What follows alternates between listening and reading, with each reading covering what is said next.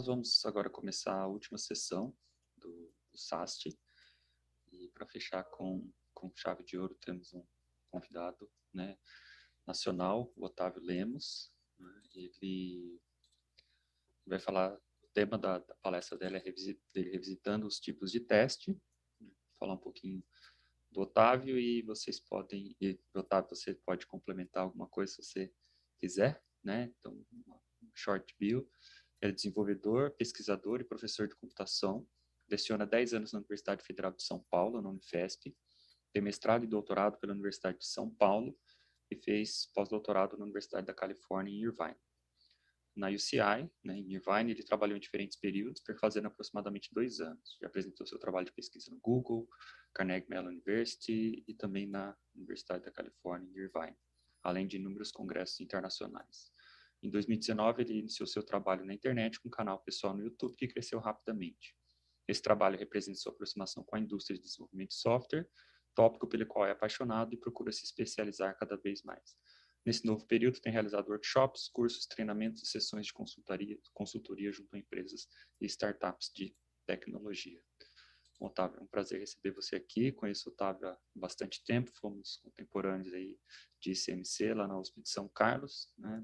Tivemos o mesmo orientador de mestrado e doutorado, e é um prazer receber você aqui, Otávio. Então, você fique à vontade aí para compartilhar sua tela, para completar aí sua apresentação, e ficamos aqui ansiosos pelas suas palavras. Obrigado. Boa, obrigado. Tudo bem aí, gente? Boa tarde. Eu vou compartilhar aqui minha tela.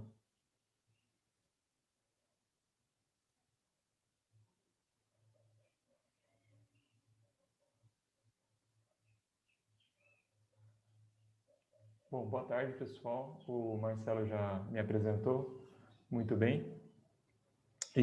Mas só para complementar, eu vou falar mais um pouquinho sobre a minha carreira, né? Só para quem não me conhece saber um pouquinho mais. Deixa eu... Opa, aqui. Bom, então, como o Marcelo falou, né? Eu fiz mestrado e doutorado na USP, lá no ICMC, e depois eu fiz o pós-doutorado. Quer dizer, eu fiz doutorado de sanduíche na UCI e também fiz o pós-doutorado mais recentemente agora, em 2017. E eu estou na Unifesp como professor há mais de 10 anos, né? Acho que está fazendo 12 anos. E há pouco tempo eu passei para associado, né? Acho que faz uns 2 anos também. E como o Marcelo já falou, né? Há uns 2 anos, quer dizer, inclusive vai fazer 2 anos exatamente no próximo sábado, né? Próximo sábado vai fazer 2 anos que eu comecei o meu canal no YouTube. Na verdade, essa ideia do canal, ela se juntou, né, com uma necessidade que eu sentia de me aproximar mais da indústria, mais da prática de desenvolvimento de software. Né? Eu sentia que coisas básicas, né, do desenvolvimento de software eu não sabia, né, por estar assim, de certa forma, uma espécie de torre de marfim na academia. Então, eu senti que por vocação profissional, né, eu queria me aproximar mais da prática, né, desenvolver mais software, e o canal do YouTube veio também junto, né, com essa vontade. Porque, de fato, né, até conta essa história, né, que nesse mesmo ano eu estava ensinando uma disciplina de programação orientada a objetos, e a gente foi desenvolver um sisteminha lá com os alunos, e eu percebi que eu tinha dificuldade, né, para realmente estruturar a aplicação de uma maneira mais profissional. Né? A gente tem muito conhecimento teórico de engenharia de software, de teste de software, mas às vezes falta essa prática, né? Mesmo a gente fica na academia, às vezes fica um pouco separado, assim, fica um pouco distante da indústria, né? Então, esses últimos 2 anos eu tenho feito isso, né? Eu tenho pego esses livros de engenharia de software mais práticos, né? O Test Driven Development by Example, do Kent Beck, até refiz o exemplo lá em TypeScript. E quando eu comecei também o canal, eu escolhi uma tecnologia, né, que está aí no hype para aprender e para aplicar esses conhecimentos na prática, né? Então eu peguei o Node e o TypeScript. Então tudo que eu tenho feito assim na prática, eu tenho aplicado para essa tecnologia. E aí eu estou escrevendo um livro, né, nesse assunto de arquitetura de software, né, de arquitetura limpa, de clean architecture, que é um assunto que me interessou bastante porque realmente vinha de encontro com aquela necessidade que eu senti de saber estruturar bem uma aplicação de uma maneira profissional.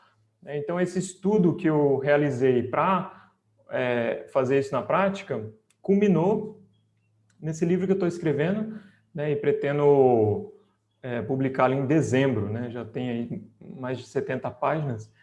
E a ideia é ajudar o pessoal a colocar essas ideias, né, da Clean Architecture na prática, porque o livro do Robert Martin, né, que é o conceito original é do Robert Martin, o livro dele é bem teórico, né, e não tem um exemplo completo.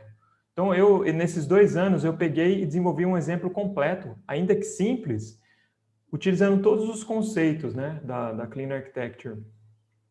E aí, inclusive, foi engraçado que eu dei uma palestra no ICMC para a professora Rosana e para os alunos dela, né? E ela me perguntou, né, o livro do Robert Martin tem um exemplo completo?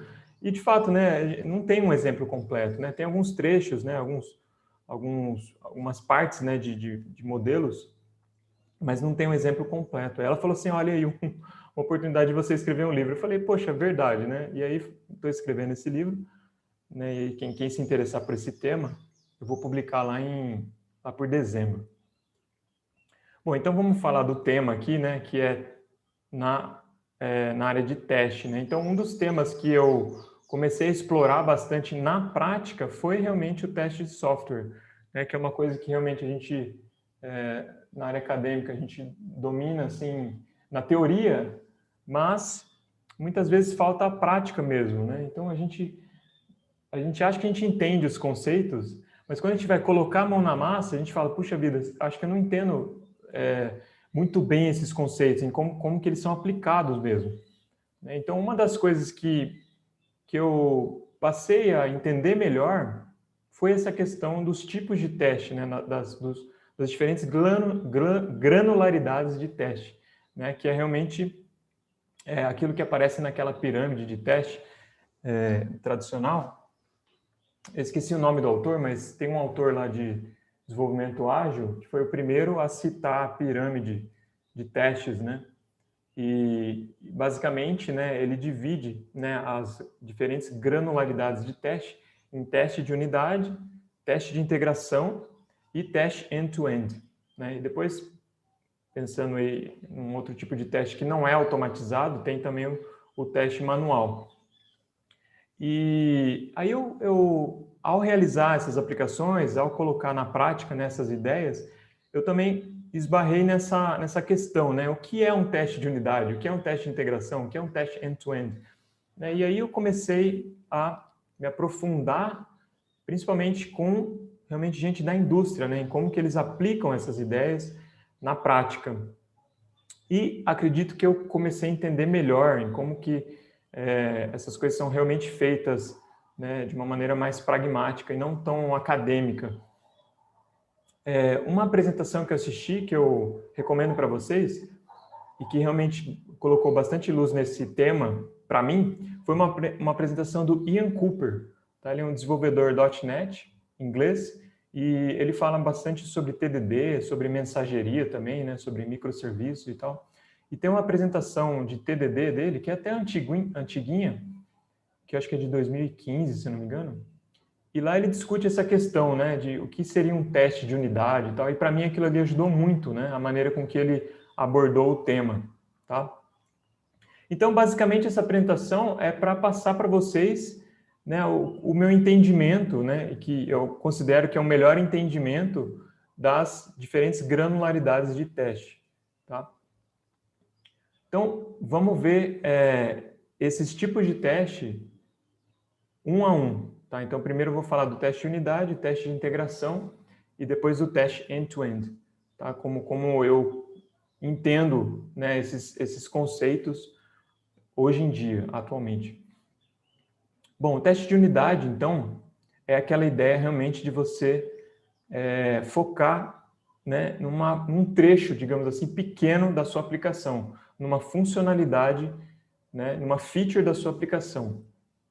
quando a gente olha para os livros, né, de teste de software, que definem, né, essas diferentes granularidades, quando ele fala de teste de unidade, de maneira geral, ele fala que depende do que você define como unidade, né, aí você vai dizer o que é o teste de unidade. Então, se você define a sua unidade como uma função, o teste de unidade vai ser o teste de uma função em isolamento. Né, se você define como uma classe, vai ser o teste de uma classe em isolamento. Eu não gosto muito dessa definição, tá? Eu acho que o mais importante não é tanto o que você define, né? Não é tanto o módulo em si, né? Se você está considerando uma classe, uma função, mas sim uma funcionalidade pequena mesmo, tá? Então, de fato, é uma coisa que fica meio difusa, um pouco subjetiva, mas daqui a pouco acho que vocês vão entender bem o que eu quero dizer com teste de unidade, né?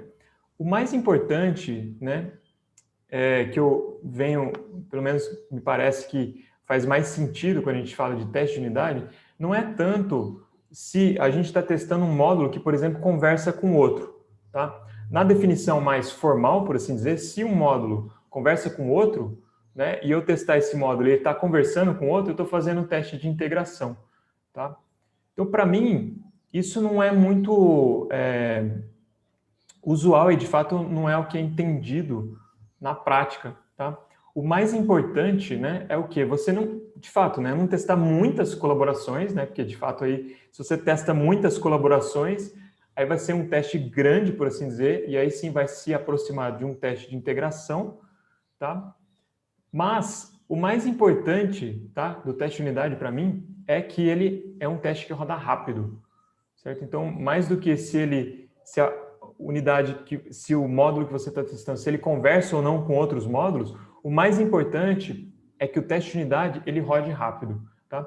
Bom, só voltando um pouquinho, né? Quando eu falo dessas coisas, obviamente, é importante a gente ver que a gente discretiza, né, esses tipos de teste, mas é como se fosse uma coisa contínua, né? Então, você tem uma coisa que é mais teste de integração do que teste de unidade, tem uma coisa que é mais teste de unidade que integração, mas, de fato, não existe essa discretização, né? Na prática, não existe essa discretização, né? A gente discretiza para facilitar o entendimento, tá? Pelo menos ao meu ver. Então, o teste de unidade, né, ele vai ser focado numa funcionalidade e a ideia, né, é que ele rode rápido, tá? Uma maneira de definir isso daí, que foi colocado lá no site do Martin Fowler, né, que, aliás, eu recomendo também quando a gente vai tentar entender as coisas, as definições e como as coisas são utilizadas na prática, o site do Martin Fowler é muito bom nesse sentido. E aí, aqui é bem legal porque dá para a gente entender esse outro tipo de teste de unidade que envolve colaborações também, né? Ele chama de teste, né, divide, né, os tipos de teste de unidade em teste de unidade solitários e teste de unidade sociáveis. Né? Quando você fala que o teste de unidade para você ele é um teste sociável, você permite que ele converse com outros módulos. Tá? E para mim, eu acho que isso não tem problema nenhum. Se você está testando uma funcionalidade pequena, mesmo que o módulo que você está testando está conversando com outros módulos que já estão desenvolvidos, e o teste roda rápido, para mim, isso é um teste de unidade, tá? E não um teste de integração. Eu já vou falar o que eu considero como teste de integração, tá? E dessa maneira, né, a gente tem, na verdade, várias outras definições, né, de teste de unidade dessa maneira que eu estou entendendo como teste de unidade.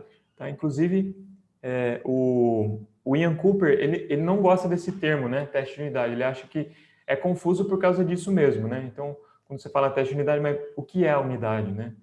Então, aí fica confuso. Quando você usa, por exemplo, um termo tipo teste do desenvolvedor, né, que é o teste que é desenvolvido pelo desenvolvedor, né, para uma funcionalidade pequena, então é mais fácil de entender e não tem essa ambiguidade.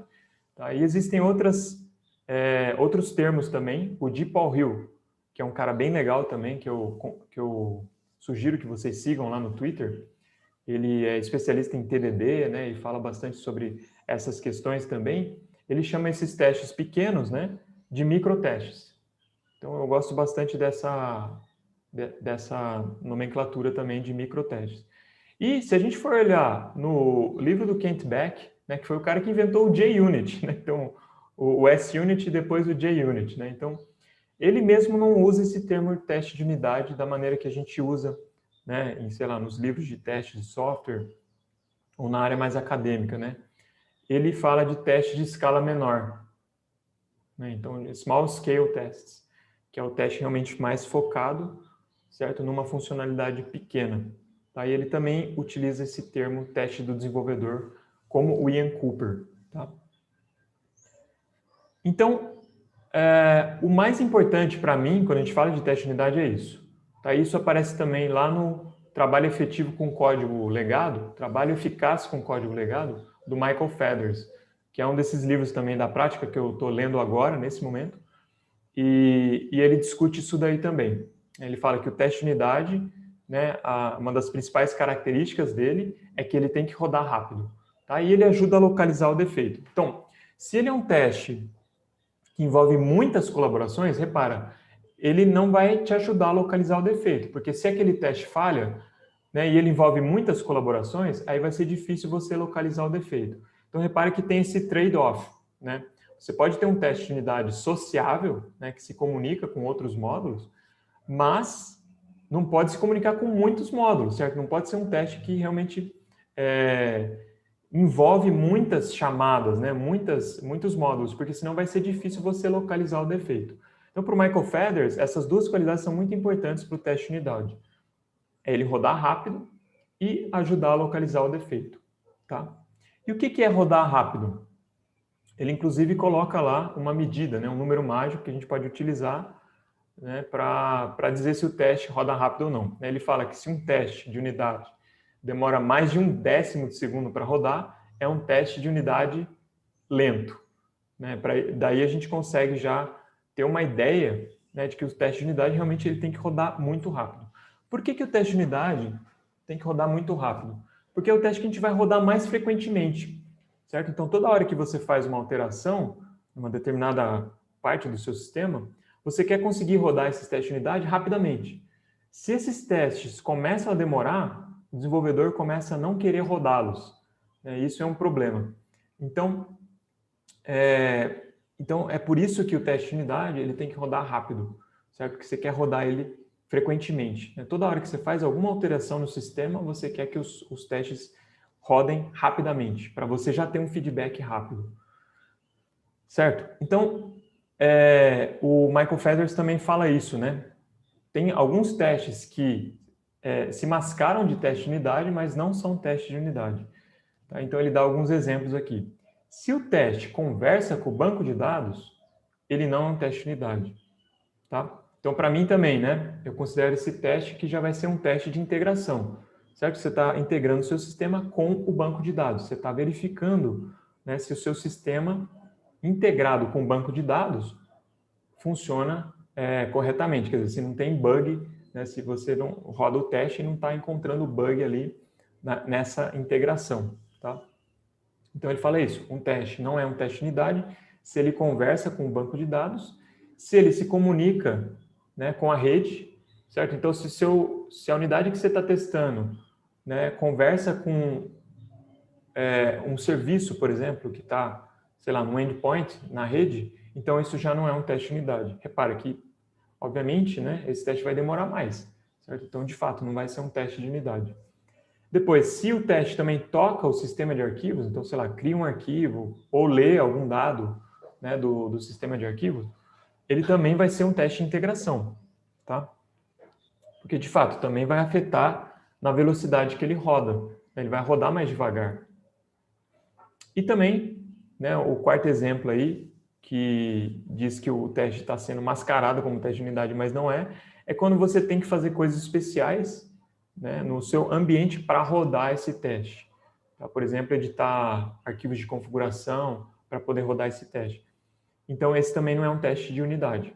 Tá? Então, essa que é a ideia, né? O teste de unidade ele é um microteste, é uma coisa que é para rodar muito rápido, para você realmente ter um feedback rápido quando você faz alguma alteração no sistema. Certo? É o teste que a gente faz quando a gente faz o TDD, né? O TDD interno lá, o TDD de Londres, né? Desculpa, o TDD do Kent Beck lá, o TDD clássico, tá? Então, espero que tenha ficado claro. Se vocês tiverem dúvida aí, pessoal, podem interromper também, tá? O Marcelo me deu 20 minutos, mas vai ser difícil, acho que eu vou estourar um pouquinho o tempo, tá, pessoal? Mas aqui, de teste de unidade... Pode ficar à vontade aí. Beleza. Então, isso aqui seria mais ou menos, né, o que eu tenho visto que o pessoal entende, né, e que me parece uma boa definição de teste de unidade, certo? Que ele tem que rodar rápido.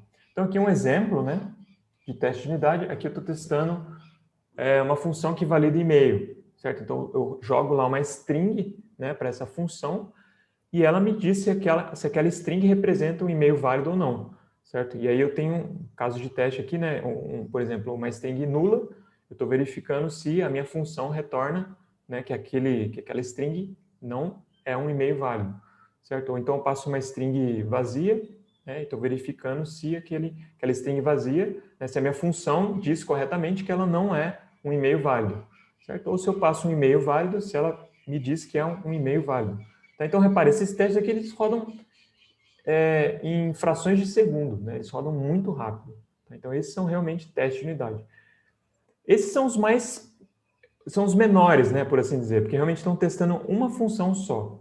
Só que, por exemplo, dá uma olhada nesse aqui. Esse aqui já está testando um caso de uso. Tá? Então, aqui eu estou criando uma nota. Tá? Isso aqui é uma aplicação, a aplicação que eu uso lá no livro, é uma aplicação de bloco de notas, né? Tipo um Notion, mas bem simplificado. Então, quando você cria uma nota, uma nota é tipo quando você tem um bloco lá de notas, né? Você cria lá um textinho lá que é uma nota do seu sistema, tá? Então, aqui também, para mim, é um teste de unidade. Por quê? Eu não estou conversando com o banco, certo? Eu estou mocando o banco.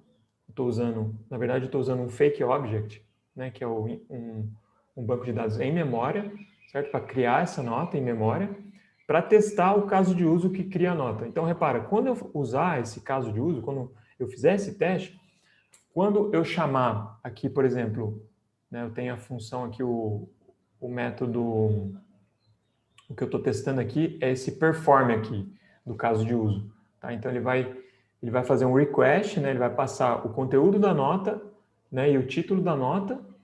E aí, o que acontece?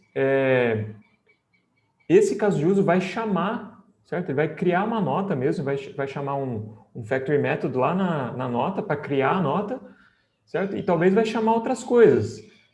Então, repara, ele não é um teste de unidade solitário, né? Porque o nosso caso de uso, ele está conversando com outras coisas, ele está conversando com entidades do domínio, por exemplo. Tá? Só que, para mim, isso é um teste de unidade, porque vai rodar super rápido e a gente está testando uma funcionalidade específica, que é criar uma nota dentro do meu sistema. Tá? Então, eu espero que tenha ficado claro, né? Essa ideia, né? Esse teste aqui, eu vou rodar ele direto, né? Quando eu fizer qualquer alteração local no meu sistema, eu posso rodar esse cara porque ele vai rodar rapidamente, tá? E aí, quando ocorre isso, né? No caso de uso, está conversando com o banco de dados, certo? Só que eu quero testar o caso de uso em si, não ele integrado com o banco de dados. Aí, para mim, faz sentido você usar dublês de teste, tá? Existe essas duas escolas, né, que é o TDD de Londres, né, e o TDD de Detroit, né, o TDD clássico lá do Kent Beck. Nesse TDD mais clássico, a gente só faz mocks, ou dublês de teste, né, mais genericamente, quando você tem, por exemplo, uma operação que vai demorar muito, né, uma operação que demora para rodar, ou, por exemplo, eu quero simular uma exceção sendo lançada. Tá? Aí sim eu vou criar um dublê de teste. No TDD de Londres, o que acontece? Como a gente começa de fora para dentro, quando eu vou testar, por exemplo, meu controlador do sistema, o controlador vai conversar com o caso de uso, por exemplo, e eu não tenho o caso de uso implementado. Aí o que eu tenho que fazer? Eu tenho que fazer um dublê de teste, porque existem coisas que não estão implementadas ainda, certo? Que eu tenho que simular o comportamento daquela coisa. Tá? Então, nesse tipo de TDD, a gente vai, de certa maneira, utilizar mais dublê de teste. Tá? Mas ainda assim, né, eu considero isso como um teste de unidade, porque ele vai rodar rápido, né, porque ele testa uma funcionalidade específica, ainda que ele possa conversar com outros módulos. Beleza? Então, qual que é a utilidade, né, dos testes de unidade? Certo? para mim, uma coisa muito clara é essa, né? Eles são a base para a refatoração. Então, nesse sisteminha que eu estou utilizando no livro, eu tenho mais de 100 testes de unidade, certo? Por quê? Quando eu quero fazer qualquer alteraçãozinha no sistema, certo? Então, alteração estrutural, eu vou lá e faço a alteração, não estou nem aí, certo? Eu tenho muita confiança de fazer isso, porque eu tenho 100 testes lá de unidade que vão me ajudar a ter confiança de que aquela alteração que eu fiz não inseriu uma regressão, certo? Não inseriu um bug, tá? Então, por isso que é muito importante, né, a gente ter muitos testes de unidade. É por isso que a base, né, da nossa pirâmide são, né, os testes de unidade. Que a ideia é que a gente tenha muitos, né? Porque a gente, com essa bateria de teste de unidade grande, a gente tem muito mais confiança para fazer a refatoração, para alterar o sistema, certo? Porque daí basta o quê? Eu fiz a alteração, vou lá e rodo a bateria de testes, certo? Se tiver algum bug, ela já vai me ajudar a descobrir, tá? Então, por isso, né, que de maneira geral, a gente tem muito mais testes de unidade do que teste de integração, do que teste end-to-end. Porque são testes que rodam rápido, que nos dão feedback rápido, certo? Então, isso aqui era o que eu tinha para dizer, né, sobre teste de unidade. Tá? Beleza, então se isso é teste de unidade, o que é teste de integração? Simples, né? Então vai ser o teste que envolve, né, a conversa do módulo que eu estou testando, da funcionalidade que eu estou testando, com uma coisa mais cara, por assim dizer, né, com um subsistema, né? Então, por exemplo, conversa com o banco de dados. Tá? Então eu vou testar o meu caso de uso em integração com o banco de dados, certo? Eu quero usar o banco de verdade mesmo. E aí sim, né, eu vou testar essa integração. E aí é teste de integração. Ou o meu sistema, né, chamando um serviço. Por exemplo, o meu sistema manda um e-mail. Chama um serviço que manda um e-mail. Então, eu quero testar esse módulo, né, que envia e-mail em integração com o serviço que manda e-mail. Eu não quero fazer um dublê de teste para simular o comportamento do envio de e-mail. Eu quero que, de fato, seja comunicado, né, que o meu módulo se comunique com o serviço de e-mails e que realmente envie o e-mail para eu ver se, né, a integração do meu sistema com aquele serviço de envio de e-mails realmente está funcionando. Tá? Então, isso é um teste de integração. Tá? Obviamente que o teste de integração ele vai rodar mais devagar. Então, como ele roda mais devagar, a gente vai rodar eles com menos frequência. Certo? Mas é bom que a gente tenha esses testes. Porque quando a gente moca alguma coisa, quando a gente faz um dublê de teste para simular o comportamento, pode ser que na hora que você use o serviço de fato, né, que você use o banco de dados de fato, dê pau, certo? Porque ali realmente você não está usando um dublê, você não está mocando, você está realmente usando o subsistema real, certo? Aí você consegue saber se de fato está funcionando a integração entre o seu sistema e aquele subsistema, tá? Então aqui é um exemplo, né? Eu tenho uma API REST, né? E aqui eu estou fazendo realmente a requisição, certo? Para o meu endpoint, certo? Eu estou passando dados ali, né? Aqui no caso é o endpoint de criação de notas, certo? Eu fiz lá o teste do caso de uso. Agora aqui eu estou testando o endpoint mesmo. Eu estou passando, né, os dados, né, do usuário que é dono da nota, do conteúdo da nota e do título da nota, e eu quero ver se realmente, quando eu bater naquele endpoint, mandando os dados, ele vai retornar um 201 lá, me mostrando que realmente foi inserido, né, foi criado esse recurso novo lá na minha aplicação, na minha API REST nesse caso. Então, isso aqui é um teste de integração, porque realmente ele está conversando com o banco, certo? Ele está enviando dados para o banco, eu estou conversando com o endpoint lá mesmo, né? Nesse caso, você pode utilizar algumas bibliotecas, né, para te ajudar a fazer isso. No caso aqui, eu estou usando um super teste lá no TypeScript, né, que daí você consegue simular, né, a chamada lá ao endpoint. Tá? Então, isso aqui é claramente um teste de integração. Beleza? Então, se isso é um teste de integração, o que é um teste end-to-end? E repara, pessoal, isso aqui é questão de nomenclatura mesmo, né? Pode ser que você vá numa empresa e eles chamam, sei lá, isso aqui de teste end-to-end. Porque você está batendo lá no endpoint, né? O endpoint vai invocar o controlador vai invocar o caso de uso, então realmente se a gente pensar na API em si, web, a gente pode até dizer que isso aqui é um teste end-to-end, certo? Porque você está indo lá da casca de fora mesmo, né? Chamando realmente, fazendo a requisição web, indo até, né, o domínio, se você tem várias camadas, né? E voltando. Tá? Então, isso aqui pode ser chamado de teste end-to-end em alguma, sei lá, em alguma empresa. Tá? Mas repare, é uma questão de nomenclatura. É importante a gente perceber que existem esses vários tipos de teste, essas várias granularidades, independente se você chama aqui de teste de integração ou end-to-end. Tá? Para mim, isso aqui, eu tenho chamado isso daqui de teste de integração. E o teste end-to-end, o que é o teste end-to-end para mim? É o teste que realmente você roda a aplicação a partir da interface, como se fosse um usuário do sistema. Tá? Então, realmente, aqui, se é uma aplicação web, vai envolver, por exemplo, você subir a aplicação, certo?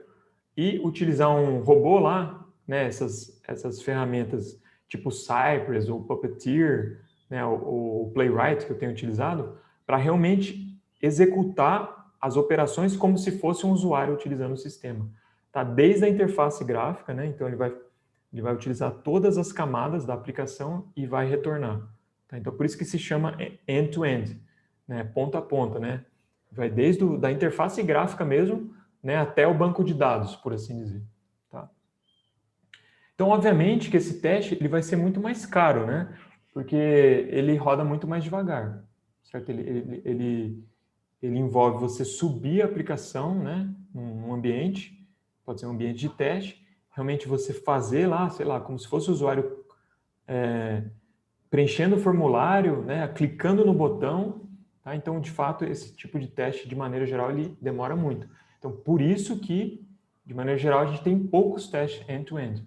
Né? E tem empresa que tem problema com isso. Né? Esses dias eu até vi um post lá do Nubank, né, que eles tinham vários testes end-to-end, e isso daí estava atrasando muito o desenvolvimento. Né? Porque eles estavam utilizando, né, os testes end-to-end para achar bugs, né? Mas, na verdade, o teste end-to-end é como se fosse, né, de maneira geral, eu utilizo o teste end-to-end para fazer teste de aceitação. Né? Vai ser tipo assim, uns três cenários, né, de uso da sua aplicação, certo? Que são críticos. Então, você, de fato, vai ter muito poucos testes end-to-end, né, que realmente vão ser testes de aceitação. Né? Lá no iFood, por exemplo, eu conversei com um desenvolvedor lá do iFood, o Braca, né? E lá eles têm, de tempos em tempos, acho que não sei se é de minuto a minuto, eles rodam um teste que é um pedido, né? Que é o caso de uso mais crítico do iFood, certo? Se uma pessoa não conseguir pedir uma comida, então o software não está funcionando, certo? Então, de minuto a minuto, eles rodam um pedido, certo? Então, isso é um teste end-to-end, certo? Que vai fazer a operação completa, como se fosse um usuário fazendo um pedido. Tá? E se der pau nisso daí, volta tudo, certo? Volta a última alteração aí, porque isso aqui tem que estar funcionando, porque é crítico do sistema. Tá? Então, esse é o entendimento que eu tenho tido do teste end-to-end. Tá? E de maneira geral, né, para você escrever esse teste, é muito bom você utilizar a linguagem do domínio. Tá?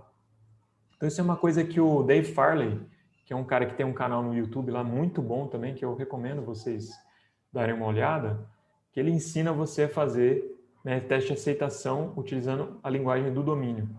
Eu tentei fazer isso nessa aplicação do bloco de notas, né?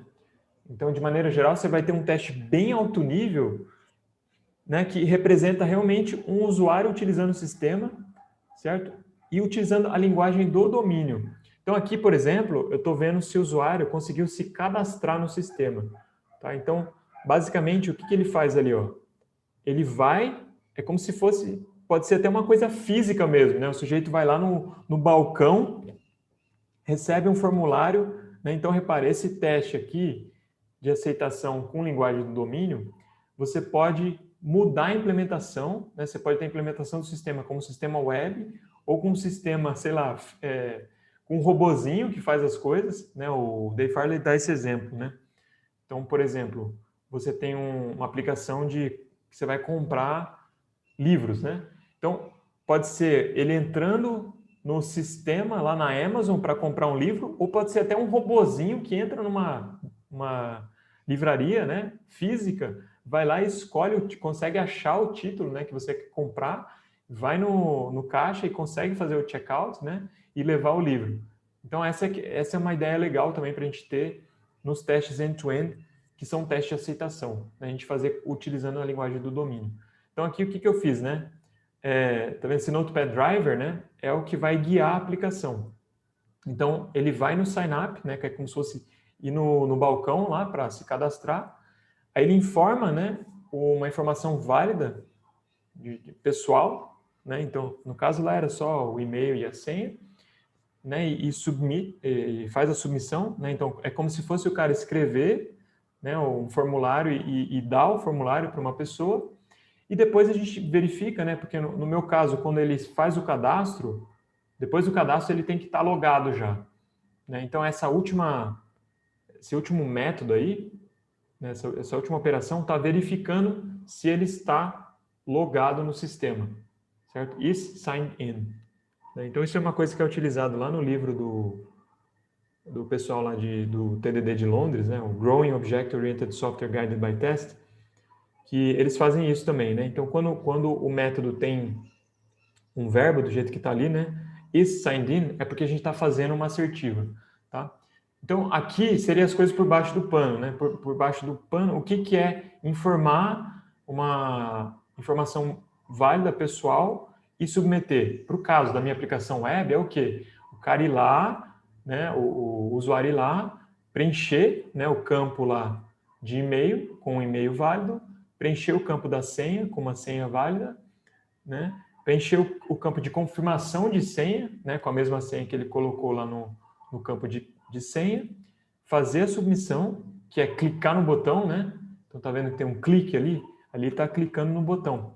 E aí ele espera, né? Aparecer uma mensagem de sucesso lá que o usuário foi cadastrado.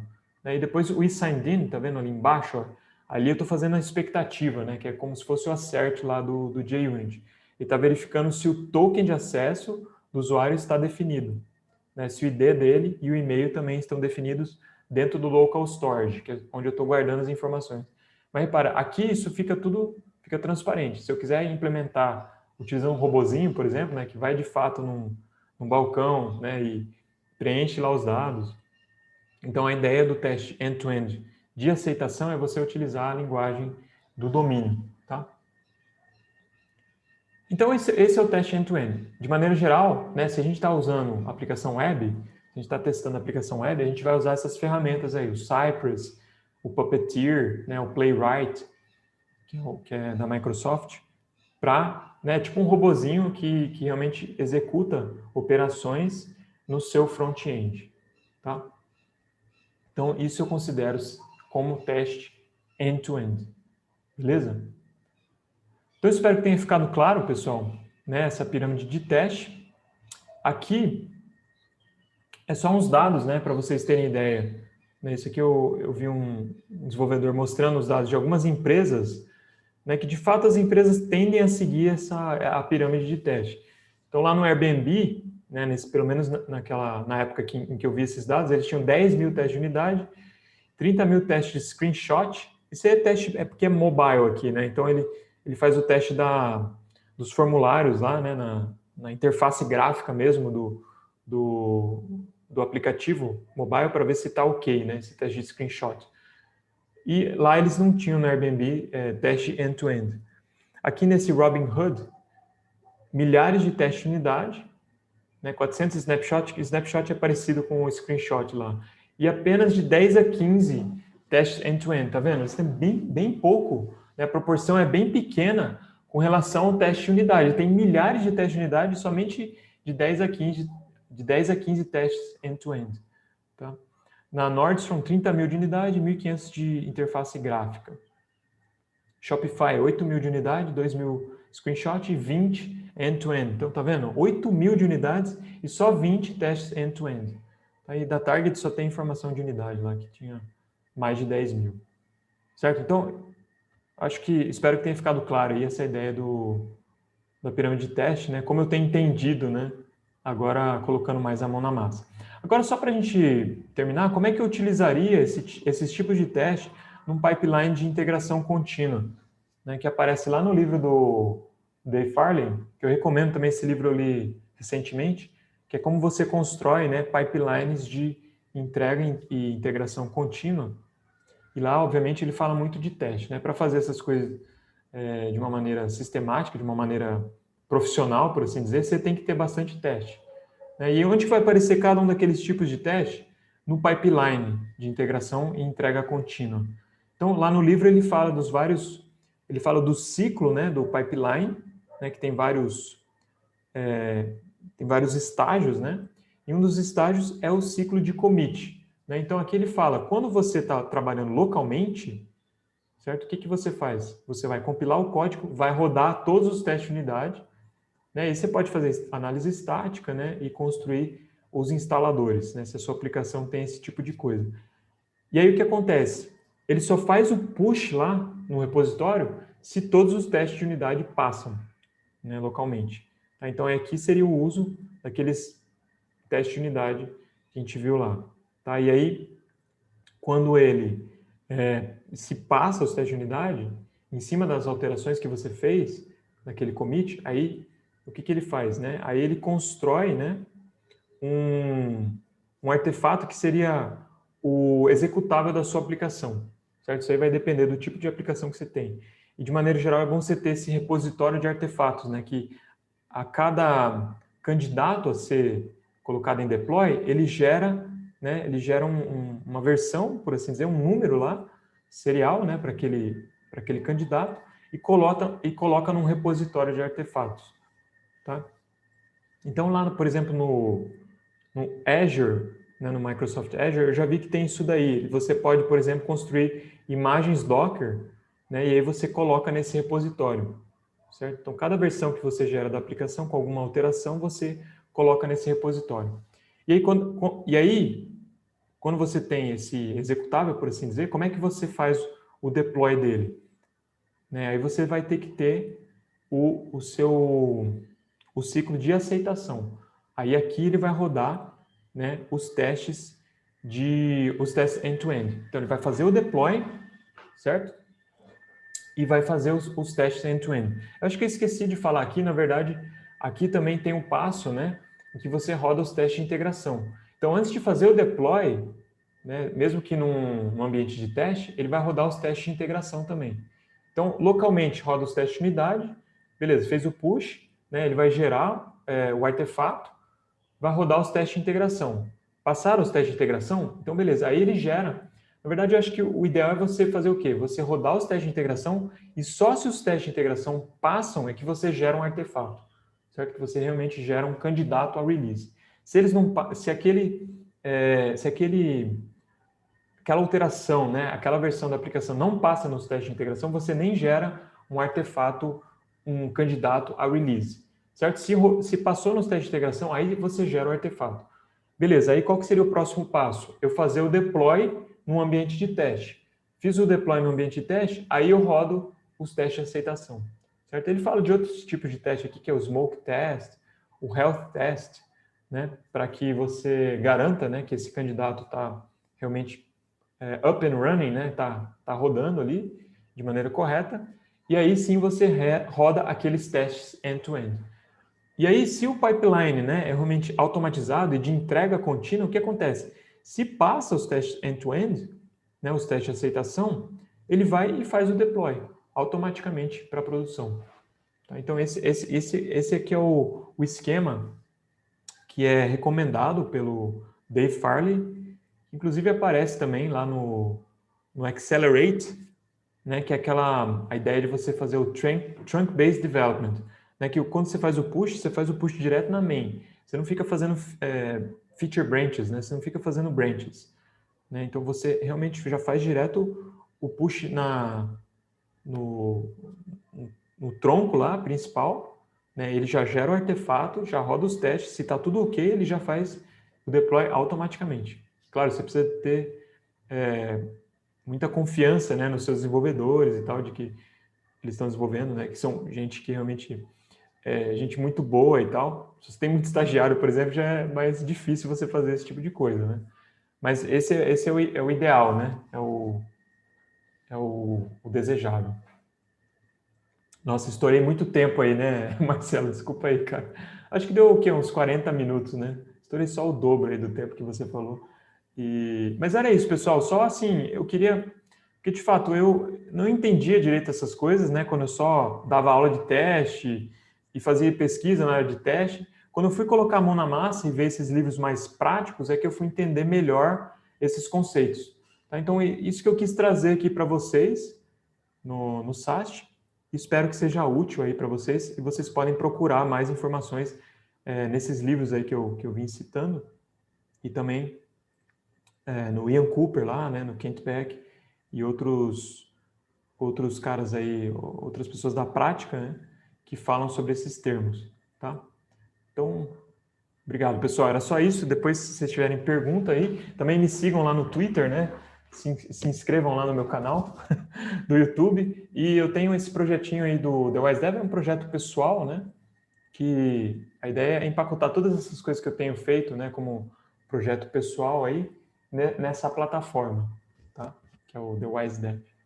Então era isso, galera. Obrigado aí. Obrigado, Marcelo. Obrigado aí pela excelente apresentação. Foi muito bacana. Né? Um comentário aqui da Roberta já nessa essa definição de teste de unidade soou como música para meus ouvidos, né? Então acho que é bem, casa bem com o que a gente vê na prática mesmo, né?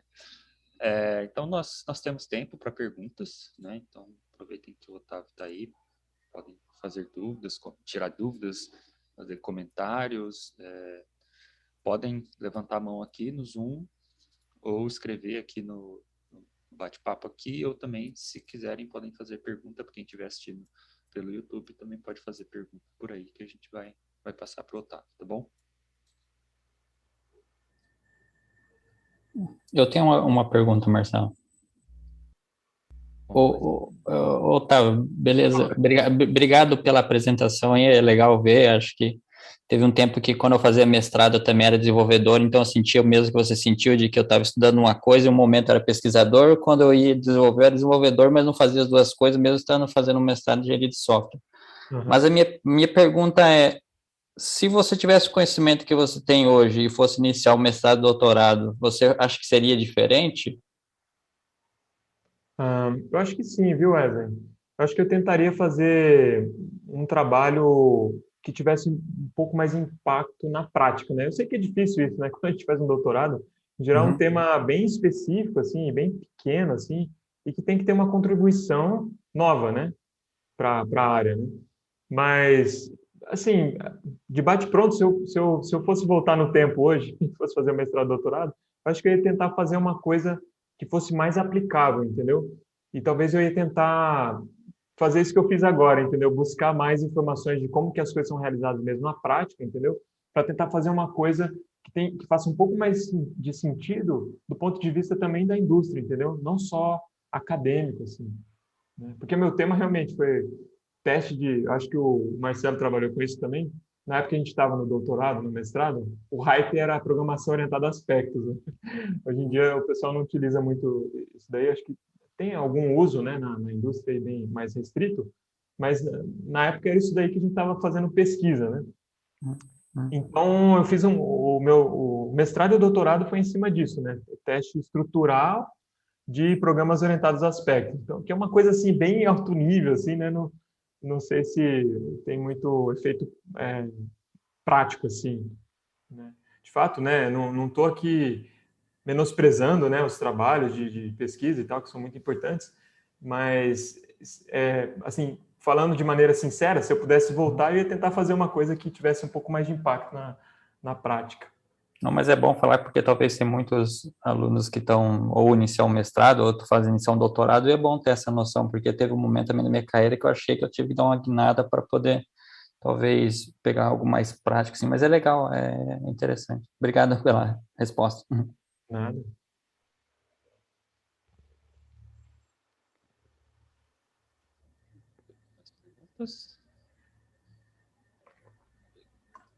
O pessoal entendeu tudo, Marcelo. Você pediu para não dar aula, cara.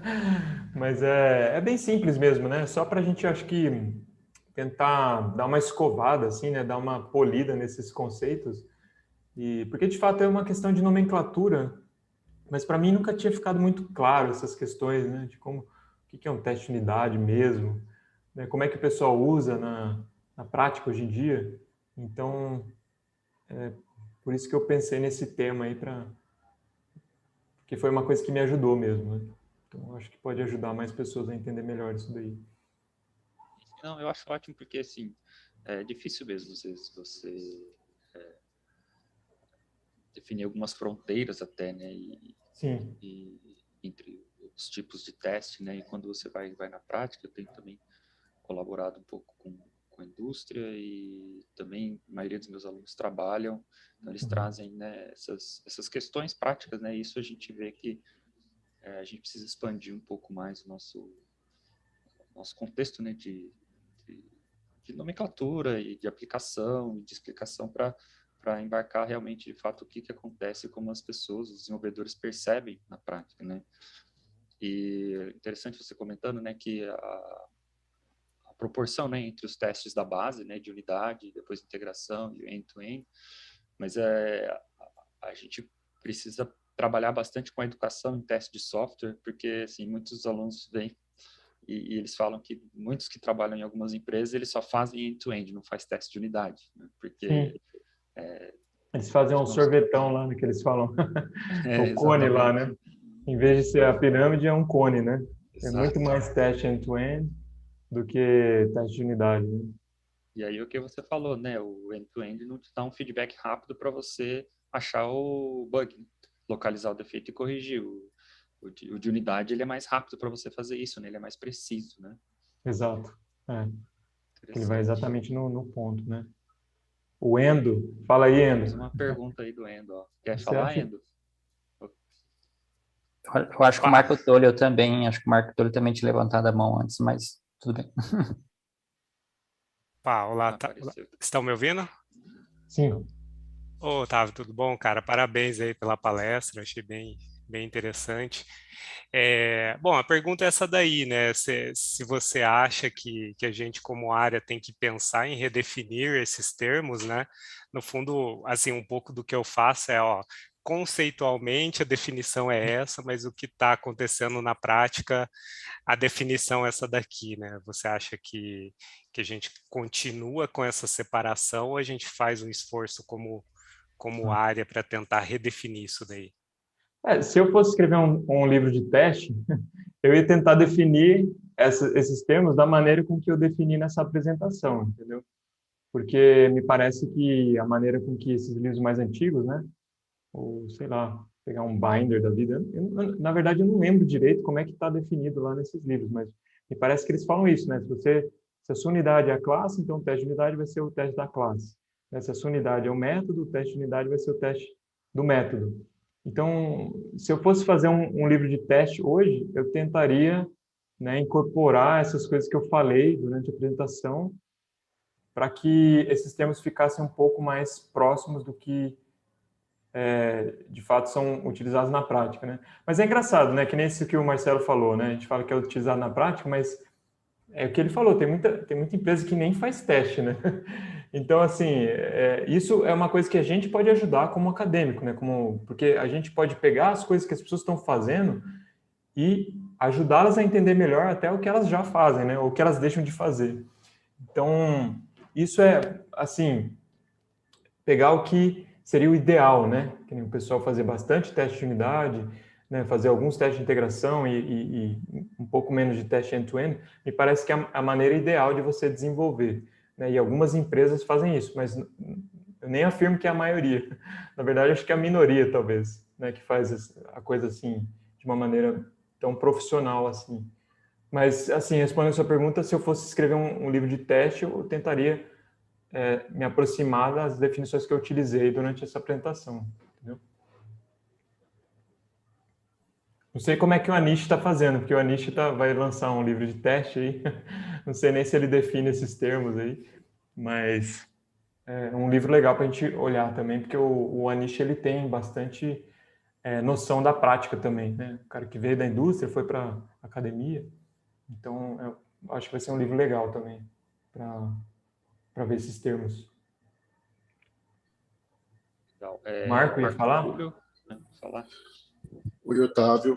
Oi, Parabéns Marcos. pela... Oi. Oi, Oi, Otávio, tudo bem? tudo bem? Tudo bem. Otávio, parabéns pela apresentação, achei muito legal, muito lúcida, né? Eu tenho uma dúvida, Otávio, de curiosidade também, você que está, né, fazendo essas pesquisas, as suas explorações aí do lado mais prático. Assim, é que hoje a gente tem esse perfil muito claro de desenvolvedor de front-end, né, que usa esses frameworks de front-end, React, Vue, Angular e etc. E assim, eu já vi alguns, até alunos, desenvolvendo pequenos projetos e disciplinas minhas usando esses frameworks. E às vezes tentando escrever testes de front-end. Assim, se você tem alguma experiência, alguma opinião sobre isso, se existe teste de front-end, se esse teste é um teste de unidade, assim, qual que é a sua teste de sistemas usando JavaScript, usando esses frameworks tipo React? Então, quando você fala de teste do front-end, você está falando de teste da interface, né? Então, assim, historicamente, pelas coisas que eu li, né, e mesmo tentei fazer, me parece que você testar a interface é uma coisa muito difícil, né?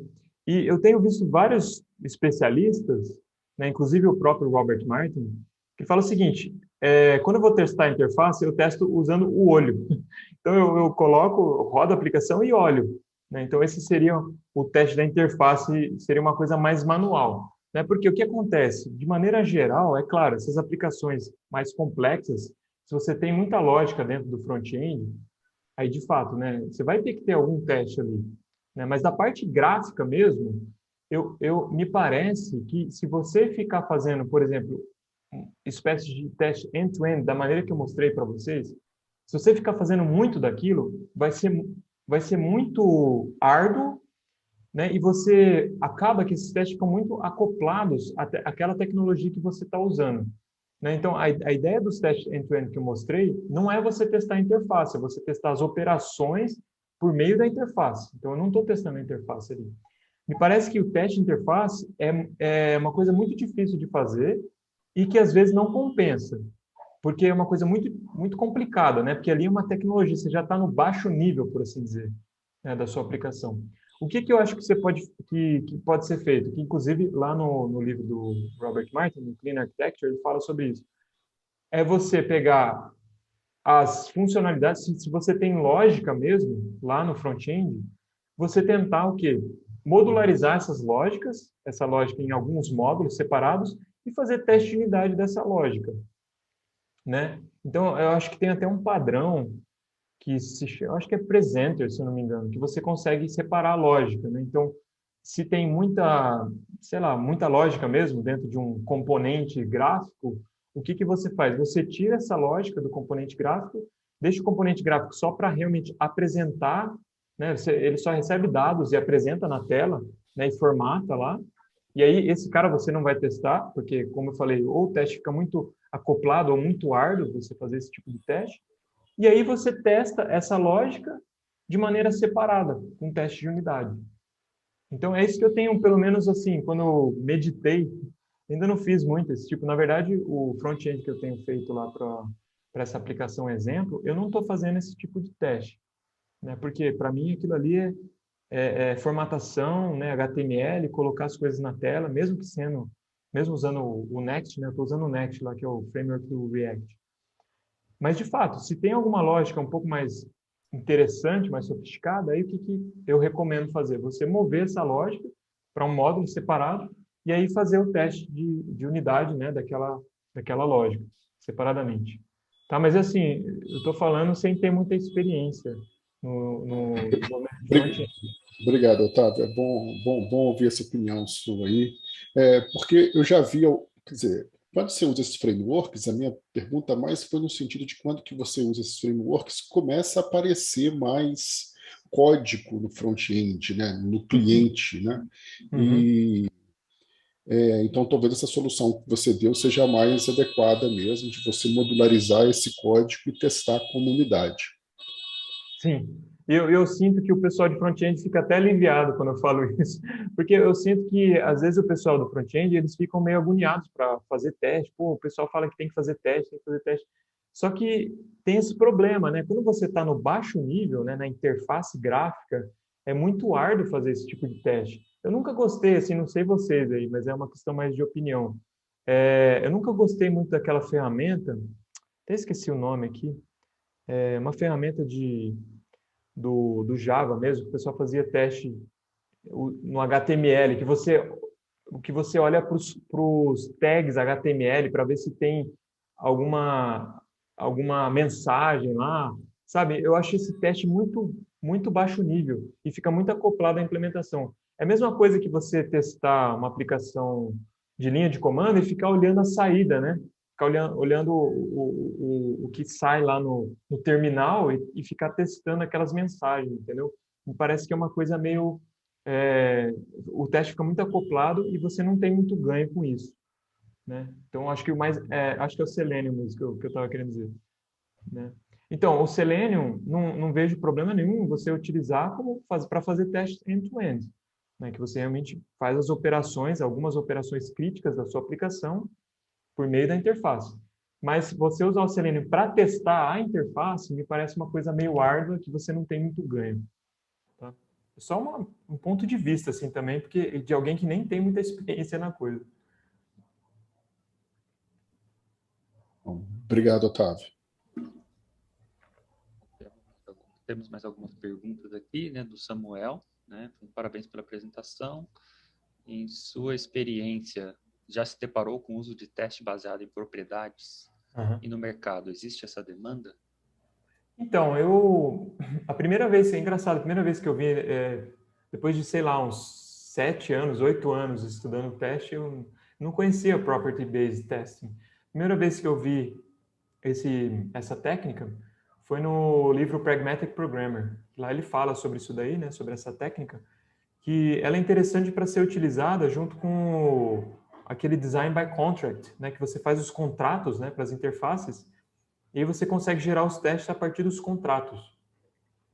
Agora, a sua pergunta, né, se é bastante utilizado no mercado, eu não tenho visto muito, não, tá, o uso de Property Based Testing. Apesar de me parecer ser uma coisa interessante de ser feita, né? Para alguns módulos mais críticos do sistema, se você tem contratos, né, e você consegue usar, né, o Property Based Testing para gerar muitos testes, né, para fazer tipo um teste mais força bruta, assim, para testar muitos dados, né, eu achei uma técnica super interessante. Mas, assim, do meu conhecimento, tá, que não é muito grande, assim, da indústria, eu não tenho visto o pessoal utilizar muito o Property Based Testing. Eu tenho visto mais até teste de mutação, né, algumas empresas realmente, alguns desenvolvedores, né, que eu sigo lá no Twitter, comentando sobre o uso do teste de mutação na indústria, mais do que o Property Based Testing. Beleza? Mas é só uma visão bem restrita, assim, do que eu tenho visto. Tá bom, Samuel?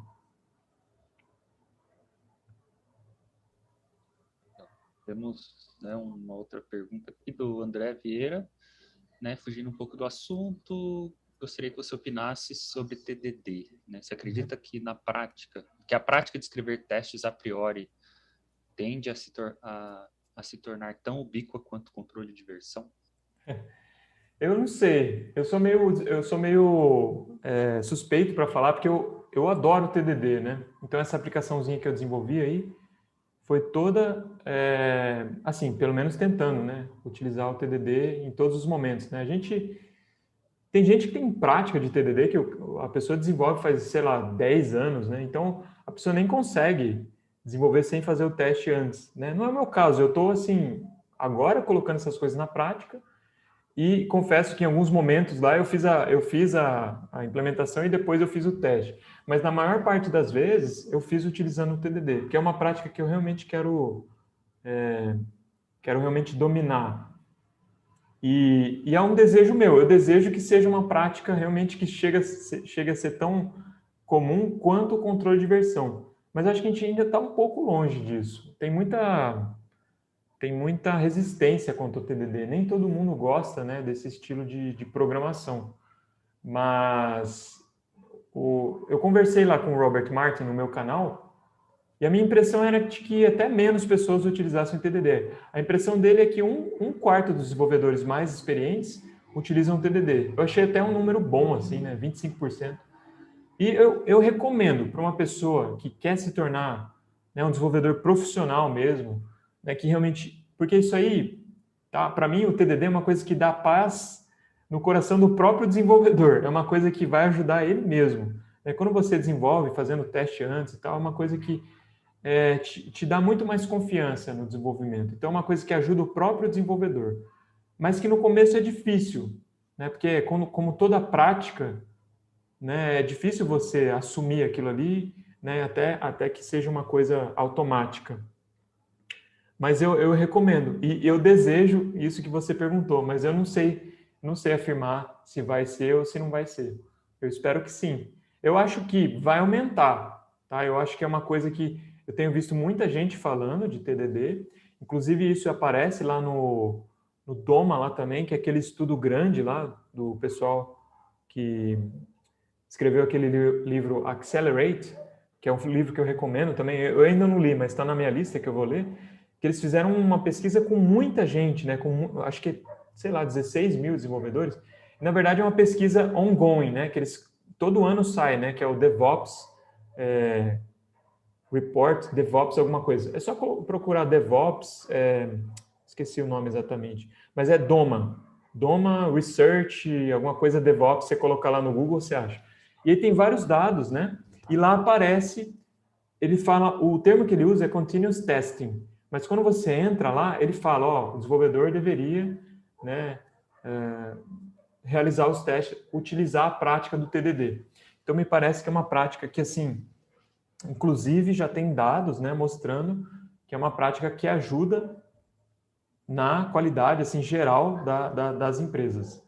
Então, acho que vale a pena mesmo a gente investir no TDD. É uma coisa que eu faço lá no meu canal, faço propaganda, né? E desejo que realmente aumente a adoção dessa prática. Beleza, André? Bem, temos mais uma pergunta do Irá. Bom, parabéns pela palestra, Otávio. Uma pergunta. Não entendi bem a presença dos testes de integração na primeira parte do pipeline. Eles não deveriam estar no segundo pipeline que exige o deploy? No segundo estágio do pipeline. Sim. Na verdade, eu acho que eu pulei um estágio ali, né? Eu só mostrei o local e depois o de deploy com os testes de aceitação, né? Eu acho que tem um passo anterior ali que ele roda os testes de integração para gerar um candidato ao release. Isso seria como se fosse um segundo estágio mesmo, né? No primeiro estágio, ele roda só os testes de unidade para fazer o commit das alterações que foram feitas localmente, né? E num segundo estágio, até onde eu lembro, tá, pessoal? Faz um pouquinho de tempo que eu li o livro, depois vale a pena consultar mesmo. Mas eu acho que é assim, primeiro ele faz, né, localmente, você fez uma alteração, ele roda os testes de unidade para poder fazer o push, né, para poder fazer o commit das alterações, e para poder gerar o candidato ao release, ele vai rodar os testes de integração. Por que ele não roda localmente lá? Porque é aquela ideia, né? Que os testes de integração eles vão demorar mais. Então você não quer ficar rodando com tanta frequência quanto os testes de unidade. Então você tem razão. Na verdade, me parece que os testes de integração vão ser realizados, né, num segundo estágio para gerar o release candidate lá, o candidato ao release. Beleza, Irã?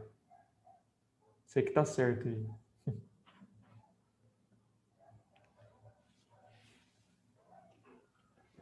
Não temos nenhuma pergunta. Ainda tem tempo para mais uma pergunta, se vocês quiserem.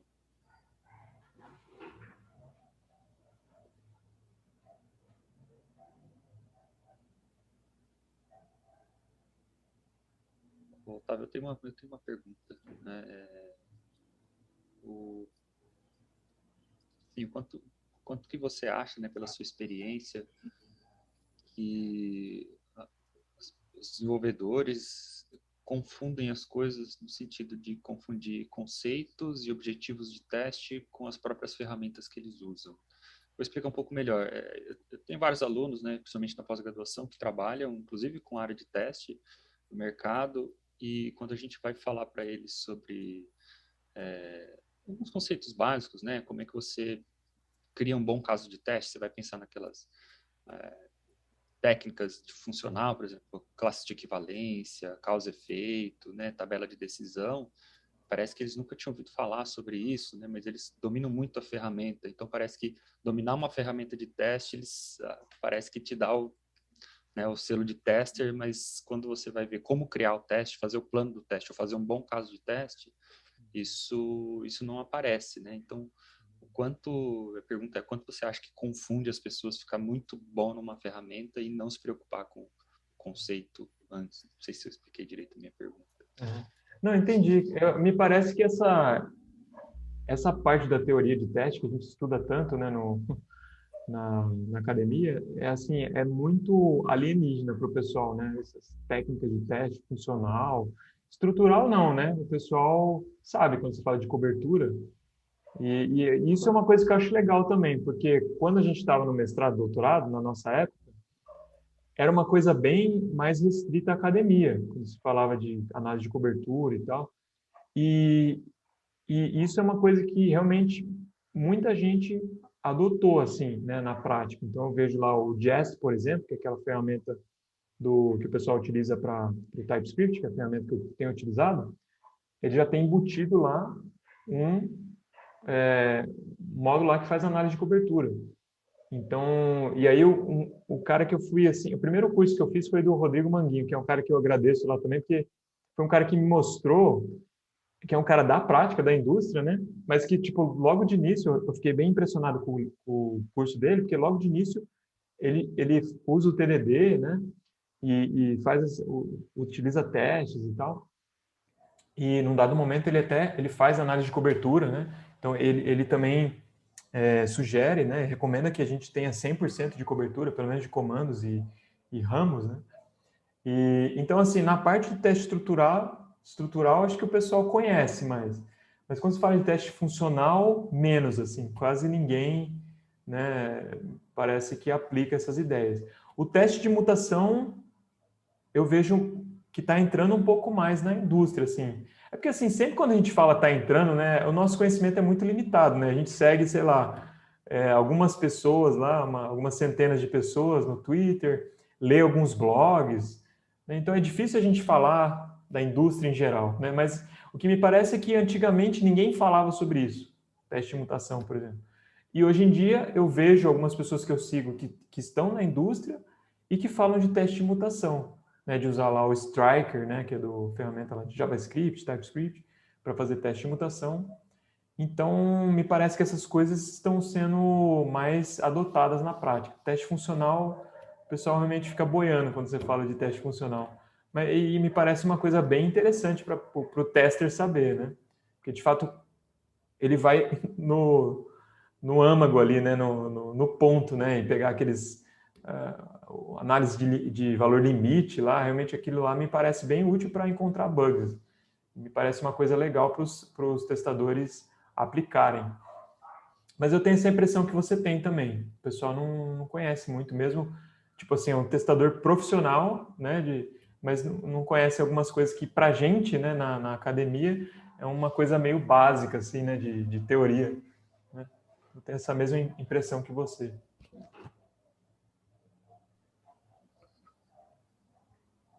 Bom, pessoal, eu acho que já tivemos bastante perguntas, acho que foi bem interessante, né, essa conversa. Agradecer novamente o Otávio, foi bem fechando aí com chave de ouro o SAST, né, e a gente, né, nossas sessões técnicas e as palestras do SAST são na segunda-feira, e na sexta-feira nós voltamos aí com o encerramento do CB Soft, nós vamos falar um pouquinho mais do SAST, alguns dados, e também nós vamos anunciar, né, o prêmio de melhor artigo. Né? Então, espero encontrá-los aí nas outras sessões, nas outras palestras e também no encerramento que vai ser na sexta-feira.